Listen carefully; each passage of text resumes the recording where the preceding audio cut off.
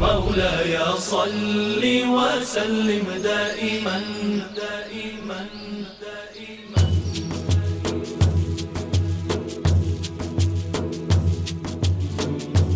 دائما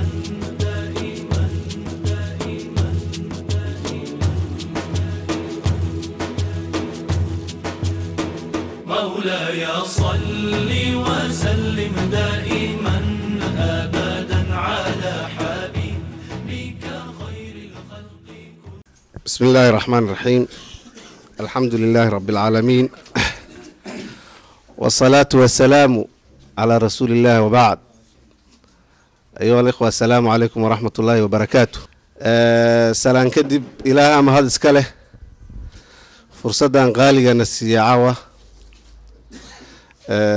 نسور تقلي إن عاوة مرتينويهين علماء واوين أو عام Soomaaliya geeska Afrika si weyn looga yaqaano. waan u mahad celinaynaa waqtiga qaaliga hayna siiyeen. kadibna waxaa mahadsan akhyaarta halkan isugu timid ee dacwada sidii loogu talagalay u ajiibtay.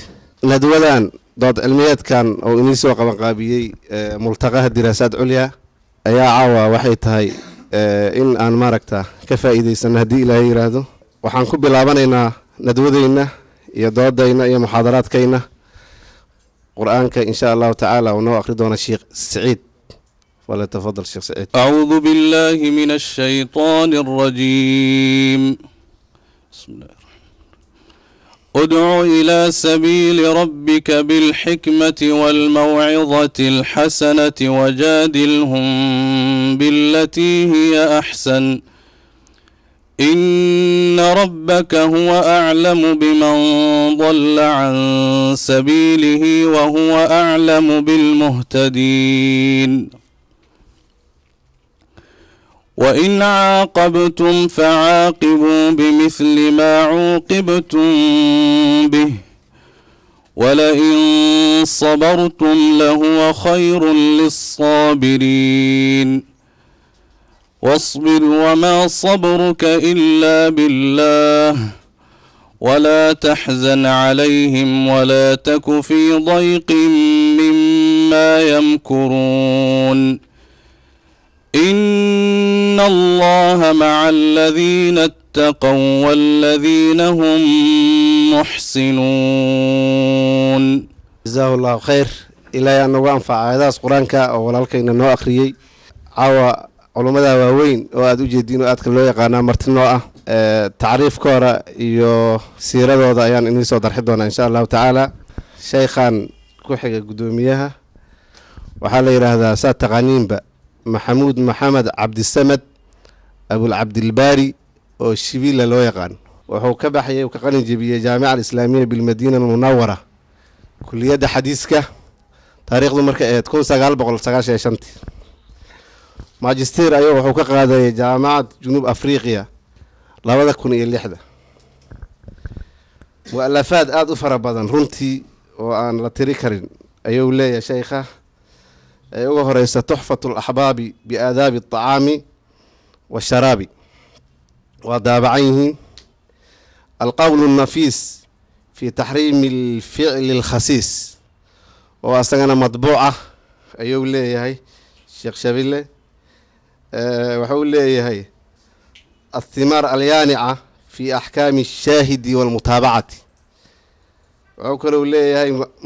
مؤلفات كلا بغية الآمال في مآل الأطفال وعن قلت أيها شيخ السحدونة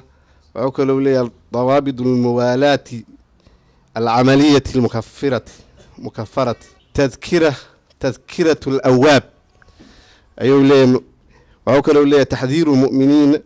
من تكفير المسلمين المتأولين وأكلوا لي هاي التحذير من المغالاة في التكفير وأكلوا لي المصلحة الضرورية وأثرها في جواز ارتكاب المكفر وحول لي وكل إتحاف القارئ بالنقد الشرح السنة wuxuu kale uu leeyahay oo mu'alafaadkiisa kan koob iyo tobanaad ka mid ah aniisu saari bitakhriij mudaabaqaati alghamaari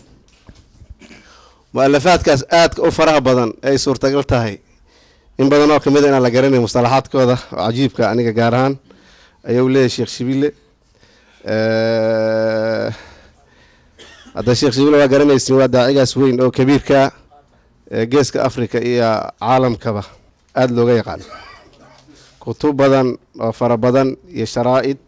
ayuu leeyahay dowr aad u weyn oo iclaamka iyo dacwada iyo khayrka ku leeyahay saad ogtiin sheekha kale nooga xiga oo macruufka waxa la yiraahdaa sheekh maxamed cabdi umal ayaa la yiraahdaa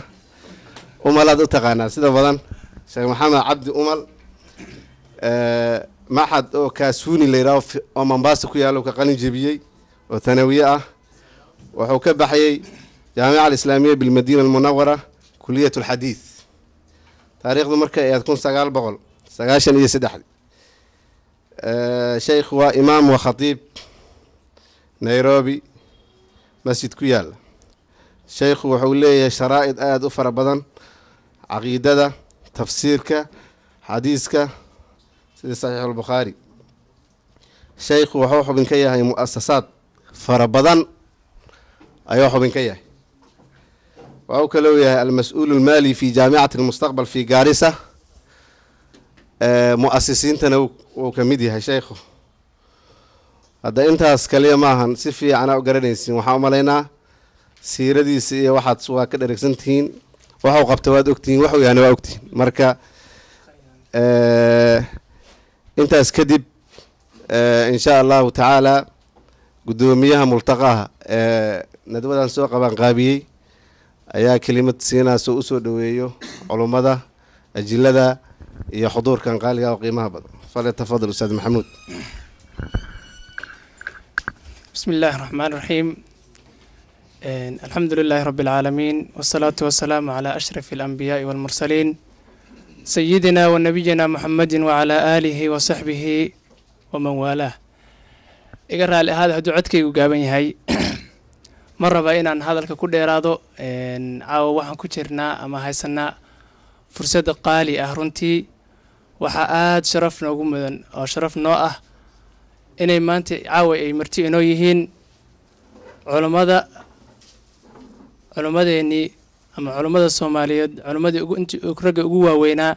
inay caawa marti inoo yihiin marka aad baan ugu faraxsanahay runtii inaan fursadan helno runtii fursad aanan heli doonin weeyaan oo ina soo martay marka annagoonan iska dayacayn waqtiga anagu hadal badan oran mayo walaalkan cadaawa inoo sheegay culimada taariifkooda iyo marka waxaan leeyahay hore aan u guda galno barnaamijkeena hadal intaas aan uga baxay aan ku dheeraarmayo runtii hadalka wabillahi tawfiiq aad u mahadsan yahay gudoomiyaha jazakallahu khayr sidoo noo soo dhaweeyay nooguna soo gaabiyay ilma hadal kuma jiro mu'alafaadkaas iyo axaadiistaas waxa soo dhan sheekh Xambali ay agyaalaan cid u baahatay way ka doona kartaa asaga haay sheekh Xambali wadaadka koofiga waxa kale oo ilmaam hadal kuma jiro waxaana la jooga naa'ib fil baarlamaan Dr. Xuseen oo xildhibaan asagana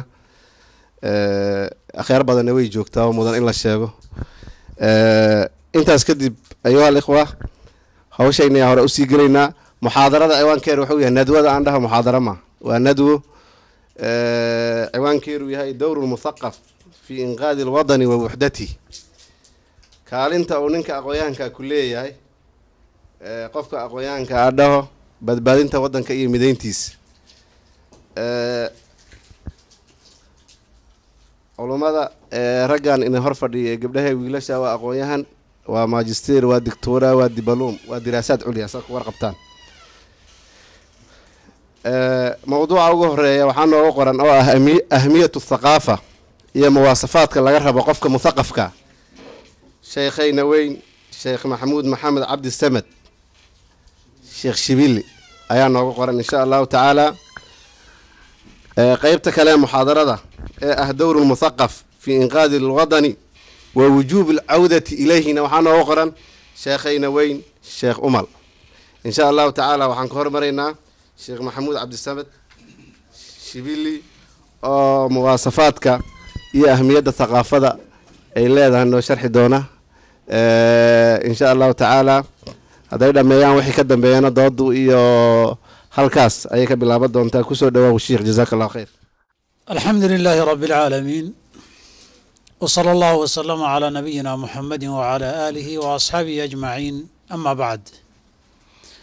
إلى وحان كبر يا كلان كان إنه خير كردقه وذي شرية كلا تقبأ ونحفظيه إخواني وأخواتي جميعا أخيار تنباشي سقوط تمد أنا اسكد يأذن أن أصعو كوبو والله غياب وقته قضال نوبته aan iraado hadalka iyo xiwaarka inuu gadaal u bato waa laba arrimood ama laba mawduuc weeye midna waa ahmiyadda thaqaafada iyo aqoontu ay leedahay midina waa qofka aqoon-yahanka waxa laga doonayo inuu noqdo arrinta koowaad thaqaafadu sida aqoon marka la yidhaahda looga jeedo qofku waa inuu waxbarasho leeyahay noloshiisa iyo dhaqankiisa hagaysa oo dariiqa u ifinaysa saa darteed aqoontu waxay ahayd bay thaqaafadu tahay hadba meesha aqoontu ay ku saabsan tahay ha kala duwanaato laakiin asaaska qofka muslimkaa ee thaqaafadda iyo aqoonta leh thaqaafaddu waxay ifisaa dariiqa uu qaadayo waxa hor yaalla waxa uu samaynayo saas darteed baa waqti dheerna loo huraa hantiya maal badanna lagu bixiyaa waxa ilmaha yaree rawdada jooga kharashka loogu bixinayo loogu dadaalayo ilaa aqoonta uu meel sare ka gaaro isna muddada uu ugu sabrayaay waa muhiimadda iyo ahmiyadday qofka iyo ummaddaba u leedahay qofkan dadkii dhalay mas-uulka ka ahaa bay muhiimad u leedahay mujtamacay muhiimad u leedahay isaga binaagiisa daatiga ah binaagiisa caqliga ah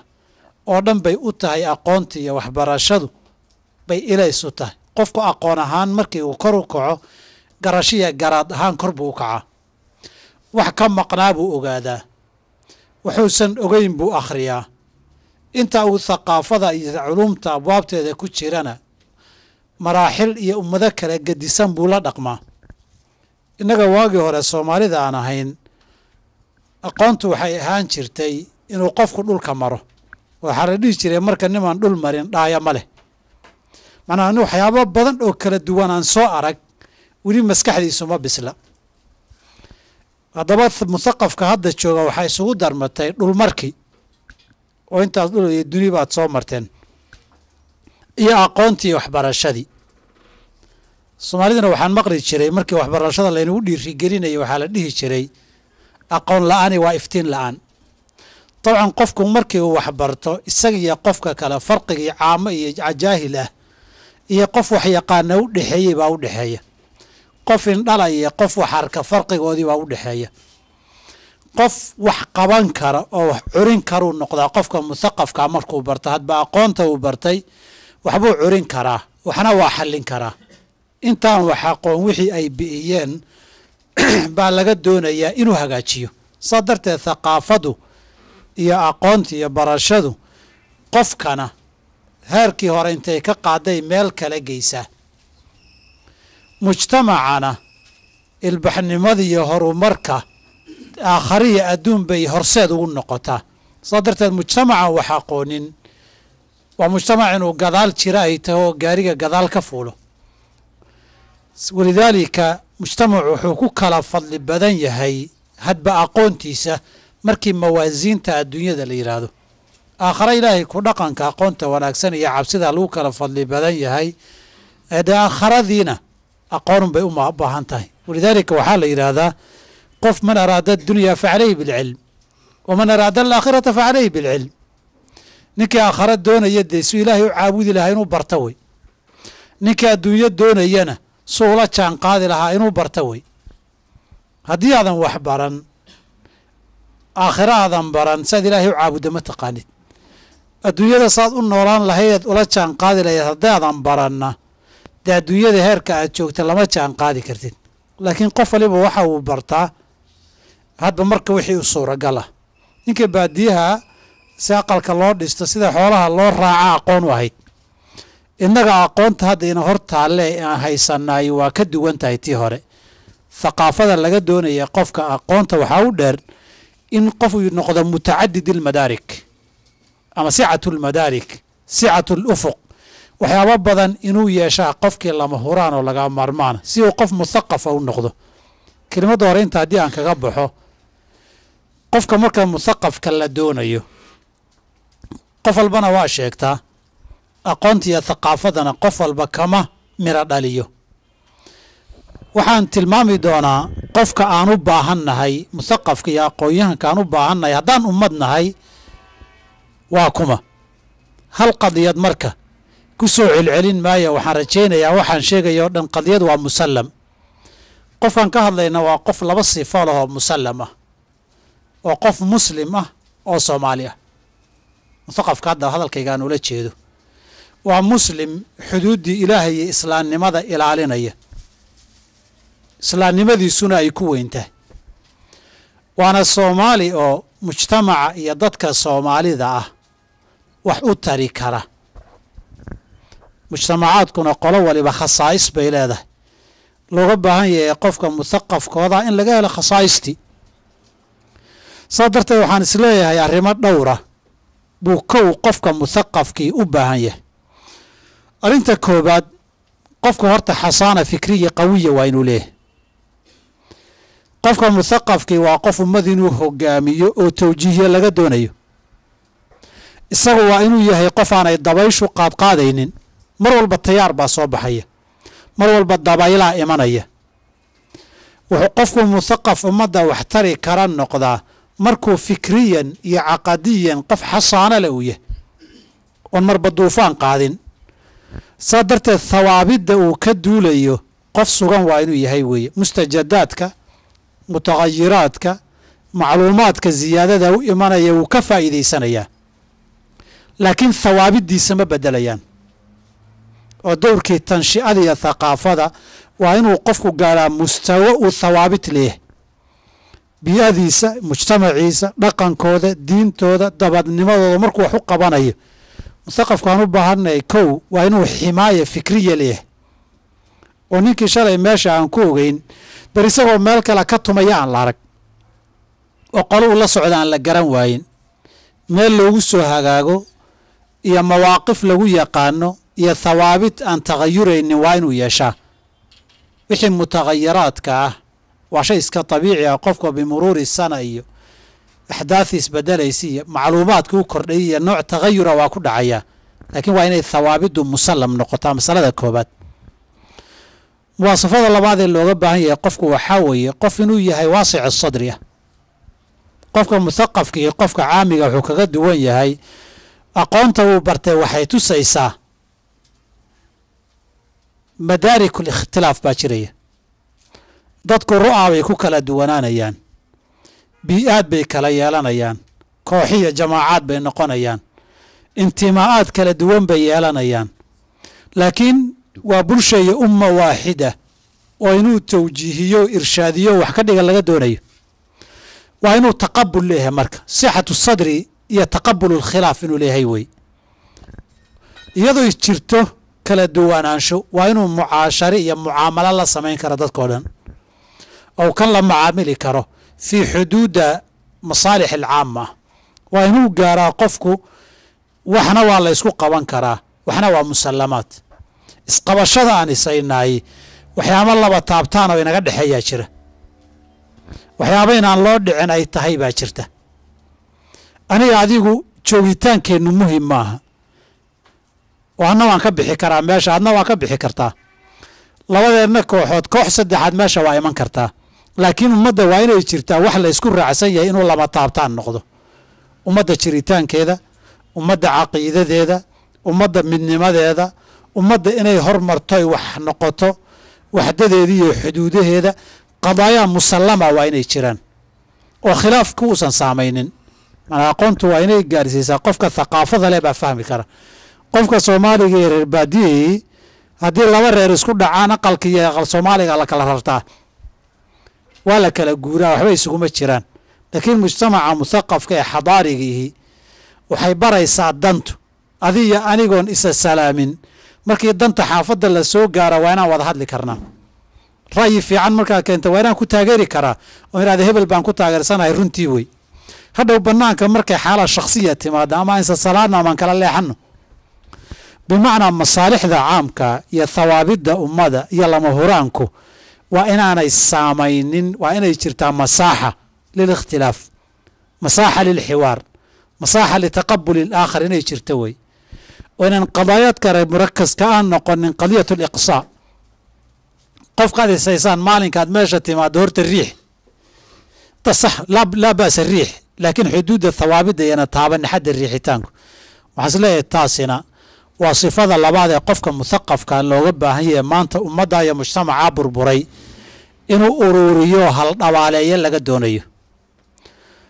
sifada saddexaadii ninka qofka muthaqafkihi ee mujtamaceennan maanta uu u baahan yahay waa inuu qof mu'asasi jamaaciya yahay ummadda inta haykalkeedii iyo kayaankeedii burburay dhismay u baahan tahay farina keligeed fool ma dhaqdo qofku waa inuu gaaraa qadiyaddii horeyna daba socotaayo aan lahaa waa inay thawaabid jiraane qof mu'asasi oo camal asaasi kara dad wax la wadaagi kara ummaddani haddaan si mu'asasi iyo wadajira loo dhisin dee haddaanu keliga yidhahda waxaan qaban karaan qaban adna keligaa waxaan qaban kartaad qaban mid waliba farifool ma dhaqdun buu noqonoo keligiinbuu meel ku abaadi waa inuu daliica ahlu thaqaafadii hore u noqon kara haddii uu waddankii tago waa inuu daliica mu'asasi a noqon karo ay ku soo hiran karaan ru'yo siin kara tala siin kara taas waxay keenaysaa labadaa qadiyadood qadiyad saddexaad inuu yeesho ka dhalanaysa inuu yeesho qofka muthaqafka ah qofka muthaqafka ah waa inaanu tacasub badnayn waxaanu leeyahay dabiicada bashariga nooc tacasub iska ah koox buu ka tirsan yahay xisbi buu ka tirsan yahay fikir mucayan uu ka tirsan yahay qabiil mucayan uu ka tirsan yahay deegaan buu ka tirsan yahay rawaabid isku xidhaysaa jira dadkii wax gaara wadaaga dadka qoys wadaaga rawaabid gaara ka dhexaysa dadka ru'ya siyaasiya wadaaga rawaabid gaara ka dhexaysa dadka ru'ya sharciya iyo masaa'il sharciya wadaaga rawaabid gaara ka dhexaysa laa ba'sa inay rawaabidta u wada shaqeeyaan laakiin wixii caamka ahaa waa inayna qadiyadu tacasubka iyo taxasubka hadduu bato marka dambe waxbuu dumiyaa kan wuxuu dhisay kanaa duminaya kan wuxuu dhisayna kanaa duminaya waa inayna qadiyada tacasubku gaarin inay biniyada iyo asaaska cunto waa inayna gaarin in juhuudda la inkiro mujtamacu markuu mujtamac mutacaawin oo bina samaynaya noqonayo waa inuu jiraa ictiraaf ilaakhariin oo qofka kale iyo juhuuddiisa waxtarkiisa iyo wanaaggiisa aan la isinkirin qofkuna saa darteed hadduu mu'asasi yahay khilaafkana taqabuli karo sicatu sadri leeyahay waa qadiya asaasiyo iyadana ka dhalanaysa taasna waxaan isleeyahay qofka muthaqafkaan u baahannahay waa qofka aan tacasubka iyo taxasubka waxdumiya aanu gelin wixii iijaabi oo qoladan inuu aada ula xiisoodo aada ula xusul duubaa ilaa xuduud laa ba'sa waxaan laa ba'sa u leeyahay waa tabiica bashariya qofku wuxuu aada u qanacsan yahay ama rawaabad gaara ka dhaxayso inuu aada ula yar qiiroodo waa shay iska tabiica bashariya wey haddii hal la zuuliyo la yidhahdaa baabi'i mayso laakiin waxaan rabaa inaan idhaahdo waa inuu muthaqafku xakamayn karo wax dheer uu muuqan karayo waxaan isleeyahay waxaa ka mid a qofka muthaqafkii axdaadta dhacaysa mutawaasin inuu noqdo wey oo amiin fii macluumaatihi uu noqdo macluumaad baad barateen aqoon baynu xambaarnay ummad baynuu gudbinaynaa aqoonta marka la yidhaahdo labadan arrimood tawaasunka iyo ammaanadu in la helo way macluumadaan gudbinayno waddan baan ka warramaynaa kooxiya tawaa'if baan ka warramaynaa waqaa'ic baan ka warramaynaa marka koowaad waa inaad tahay amiinan fii tarxi almacluuma ood musaayado iyo mubaalagaad iyo hadaf iyo naqsi aadan ku samaynin inta macluumadaad u tahay waxaad og tahay ead rabta inaad sheegto waxaad ka aamusta kaba aamustay waxaad sheegaysa macluumada amiin inaad noqoto wey haddaadan amiin noqonin waxbaad ka been sheegi mistaaqiyadii shakhsiyadaadana waad lumin berrina beentaadii waan la ogaan beentu qarsoomi mayso adoo haddaad qarisa kii ku kalaa sheegi gaaladii quraysh iyagoo jaahiliina bay beenta ka xishoon jireen saa darteed macluumada darxigeeda amiin inaad noqoto wey naqdi marka dambe meel fog kala dhac haddaad rabto laakiin cinda cardihaa amiin inaad noqoto macluumada saad ula macaamilaysana mutawaasin inaad noqoto tahwiilka badan iyo tayaaraadka caabirada ah iyo riyaaxda caasifadaa dee sidii ninkii caamadaha inayna ku jiidanin wey qolaa soo bixi waxbaa la tahwiilin waxbaa lagu mubaalaqayn tayaaraad caabiraa soo mari axdaad baa dhici riyaaxa baa iman waa in qof mutawaasin oo degan waa inuu yahay thaqaafada macnaheedu ilaa xad maskaxaan waa bisilya aqoon ahaanna waa dhisan yahay waxaani sidii dadkii suuqa joogay iyo adiga hadhow haddii idinkala garan waayo oo dabayshii timaadaba la dhex ordo ama xaqaa'iq iyo macluumaadkaad ogeyd ay ku dhaafiso macnaa thaqaafada xaqeedii maadan siinin waa inaad ka bedelaa rajulu shaaric iyo kan makhaayadaha iska shaacabeen waxba aqoonin iyo waxaad kaga duwan tahay maskaxdaas waa inay filtering ku samayn karta ama tamyiiz iyo tasjiya xadatha dhacaya riyaaxdan cawaatiftan dabaylahan waa inaad kala miisaami karto oo intaad akhrida aad dhihi karta kuwaasi wax ku ool ma aha ka saar kuwaasna wax ku ool ma aha ka saar macluuma amiinoo mutawaasina inaad la macaamishood la dhaqanto ayaa lagaa doonayaa qofkaan doonayna waa qofka sidaas waxaan saa u leeyahay beled waxaan joognaa beled waxaynu ka nimid iyo ummad meel kasta ka dhacdoo dabayluhu burburiyeen dana badanna ku xiran yihiin oo dowlado badan lugta kula jiraan dowlad walba danaheeda dad bay adeegsan dicaayana way u samayn marka kullu dicaaya hadday qayb muthaqafiintii aad la tagto waa mushkilad wey ninkii muthaqafka ayay tawjiihin lahaa odayaalkaaba qabiilaa u iman iyagaa jahayn reerkii iyo beel baa u iman waa hadal baa la dhihi waxbaa la samayn waa lagu ooyi iyagaa jahayn ninkan tawjiiha ka rabnay ninkaan rabnay dadka afkaarta khaldan inuu ka saxo ninkaan rabnay inuu macluumaadkii uu soo bartay iyo thaqaafadii iyo khibradii dabaqo oo waxaad arkaysaa seen yeelaa buu ku leeyahy reerkiiba ay wate dadkiiba ay watee seen yeelaa marka waxaan rabaa inaan iraahdo qofkaan u baahannahay ummaddan dabayluhu wataan ee cawaatiftan iyo masaalixdu ay burburisay waa inuu qofku noqdaa qof mutawaasin ah waxaa kaloon u baahannahay ilaa xad dad mutajaridiina in la helo oo maslaxada ummaddan iyo diinta iyo dalku ay kala weyn tahay ictibaaraadka kaleo dhan reerka ictibaarkiisa xisbiga ictibaarkiisa gobolka ictibaarkiisa masaalixda shakhsiga ictibaarkeedu inuu ka hooseeyo masaalixda caamka ee ummadda ka dhexaysa oo tajarudka uu ku bato waxaa la isweydiinayaa soomaalidu wax dalkooda jecel maba jira miyaa war xataa haddii aan diin iyo dadkan iyo dalkani waa muslim la dhihin dunidii meelaan dalkaaga haynba waa lagaga noolaan la'yahay wili soomaali mid baa wuxuu igu yidhi soomaaliya wadaniya waxaan ku gartay wili soomaali ciiddi intuu qaaday soomaaliya dhunkadee ma arag buu yidhi caalamka kale laakiin waa tif mid axmaarana wuxuu yidhi bay igu yidhahdeen sarkaal ahaan jiray oo bannaanka tuugsada oo kuwa axmaaradii ahaa ee laga takhallusay ahaa wuxuu yidhi anuu sarkaal baanaa ciidana inaan tuugsada waan yeeli laakiin waddanka in la burburiyo inaan qayb ka noqdo ma yeelayo waddankaan intaa waxu baranayay intaa qori u qaaday intaa difaacayay in burburintiisa aan qayb ka noqdo yeeli maayo ninka daba waa la cayriyo bannaankuu tuugsadaa shaqo mahayo waa gaajaysan yahay innaga laakiin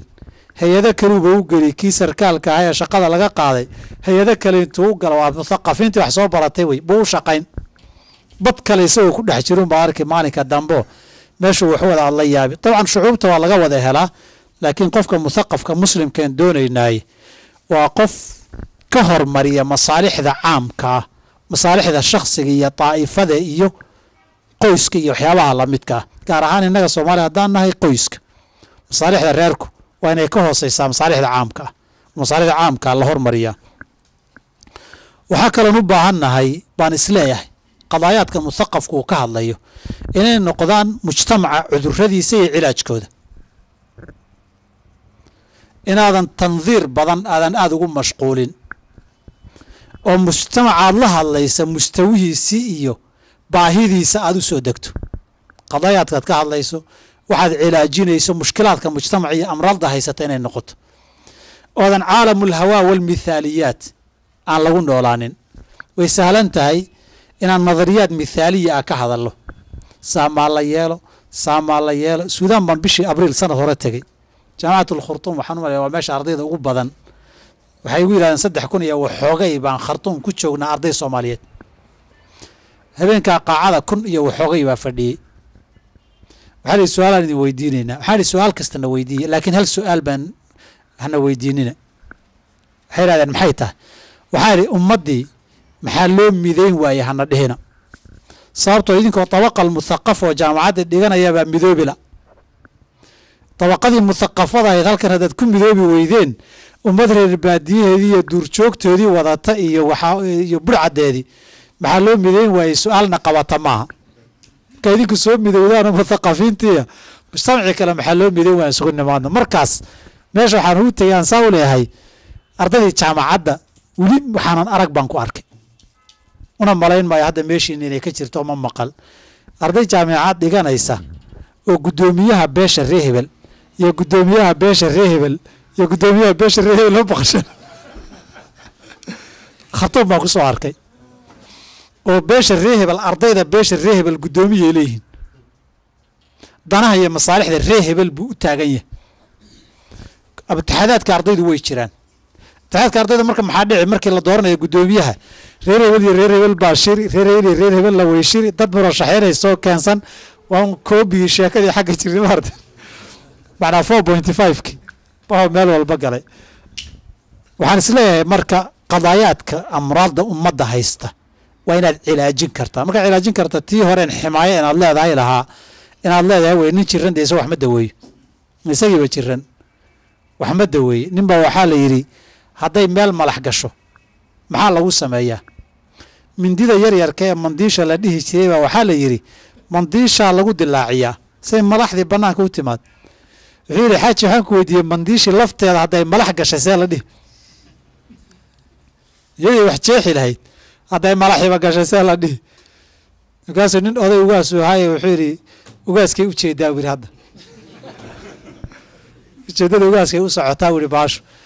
markaad muthaqafkii wax daweyn lahaaba hadduu jiran yahay waa mashaakil lafteedii marka waxaan rabaa inaan iraahdo qadaayaadka ummadda iyo amraaddeeda waa inaan ka caafimaad qarnoon iyada intaan taabanno waxaan ka hadlayno waxaan cilaajinayno waxaan tarxinayna mithaaliyaad inayna ku mashquulin wey saa haddii la yeeli lahaa saa haddii la yeeli lahaa saa haddii la yeeli lahaa ma taalle sidanaan nahaye maxaan ka qaban karnaa xaggeen ka bilownaa iyo halkee baan gaarnay waa inay noqotaa warka waa idinku dheereeyaan u malayn anu kelimadeydii intaasaan kusoo kobaya jazakum allahu khayran wassalaamu calaykum waraxmat ullah